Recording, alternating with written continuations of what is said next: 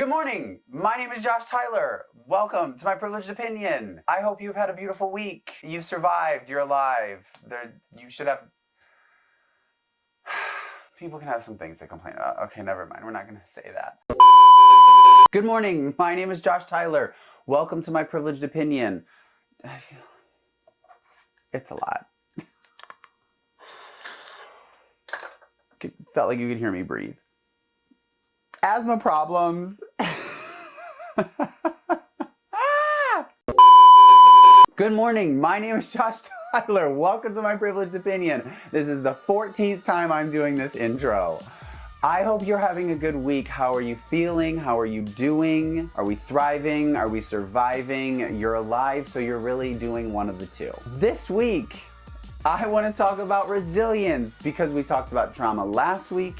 And because we've all experienced trauma, we have to have resilience. We're having resilience one of two ways. So let's talk about it. As I talked about it last week, I came out. It was traumatic. Now we're here today. Resilience. How were we resilient from the trauma?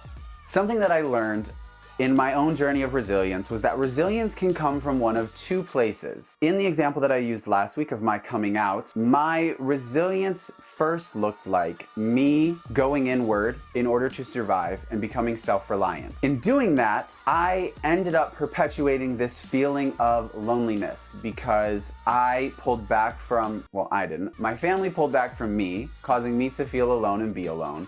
So I then had to go inward and be like, we are self-reliant. And so in order to do that, I said, I can't let anyone else in because they're going to do what my parents did. And so I was resilient from trauma. And all the while was perpetuating my trauma by telling myself stories about other people abandoning me, which was not all of the correct details. They were stories I was telling myself without having all of the details.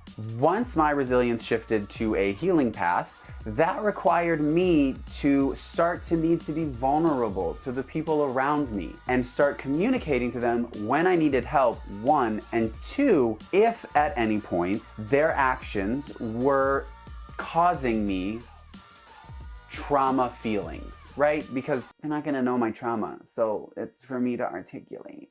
And I do that through vulnerability, which I know is a wild concept for some people, but that's how it works. Through both of those scenarios, I was moving through life. I was progressing, I was succeeding, I was moving to new cities, I was meeting new people, I was, in most cases, thriving. But one of those scenarios was reframing my trauma and bringing it with me. The other was allowing me to move past my trauma. I just recently had a conversation with a coworker who was shocked at the amount of different jobs and industries I've worked in over the course of my life because she didn't think that she had it within her to apply to new jobs and put herself out there. In essence, to be resilient to go do a new thing. And it wasn't until I was talking to her that I realized that what I had been doing the whole time was resilient, regardless of where it was coming from, either trauma or from healing. Just like trauma, we don't need to compare our resilience to other people's resilience.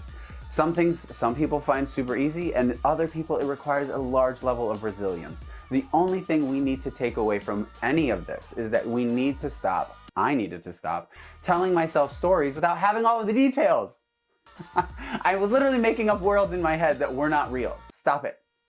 It's not real. If you don't have the details, don't tell yourself the story. But anyway, go out into the world, be good and do good. I hope you have an amazing week, and I will see you next week. Goodbye. That was like a really good stream of consciousness. I need to turn off my fan. Oh my God. I'm not grabbing it like the last time. Just stop spinning.